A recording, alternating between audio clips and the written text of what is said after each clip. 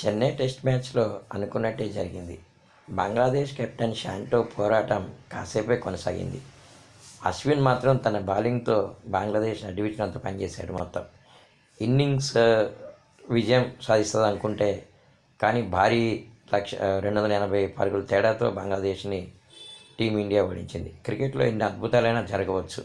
నిన్న మనం చూసాం దక్షిణాఫ్రికా జట్టుని ఆఫ్ఘనిస్తాన్ జట్టు ఓడించడం అనేది వన్డేలో చాలా అత్యంత అద్భుతంగానే చెప్పాలి. నేను ఎప్పుడు కూడా చెప్తూనే ఉన్నాను, ఆఫ్ఘనిస్తాన్ జట్టులో చాలా చాలా పోరాట పటిమ అనేది ఉంది.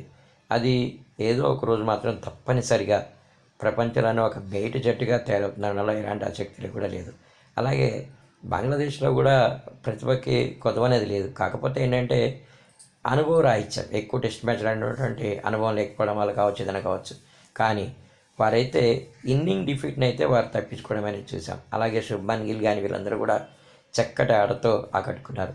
అలాగే ఆస్ట్రేలియా వర్సెస్ ఇంగ్లాండ్ మ్యాచ్లో కూడా మనం చూసాం. అక్కడ ఆస్ట్రేలియా చక్కగా మ్యాచ్ గెలిచిన విధానం, మార్ష్ బ్యాటింగ్ ఇవన్నీ కూడా చాలా రోజులు మళ్ళీ మనం చూస్తున్నాం. ఇక రెండో టెస్ట్ మ్యాచ్ కాన్పూర్లో జరగబోతుంది, ఇండియా వర్సెస్ బంగ్లాదేశ్ అనమాట.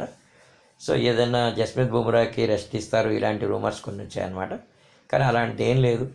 ఎందుకంటే ఐసీసీ ర్యాంకింగ్లో టీమిండియా అనేది నెంబర్ 1 పొజిషన్లో ఉండాలంటే తప్పనిసరిగా ప్రతి టెస్ట్ మ్యాచ్ని కూడా మనం గెలవాల్సి ఉంటుంది. కాబట్టి ఎలాంటి మార్పులు చేర్పులు లేకుండానే ఇదే టీం సెకండ్ టెస్ట్ మ్యాచ్ కూడా కొనసాగుతుంది అనమాట.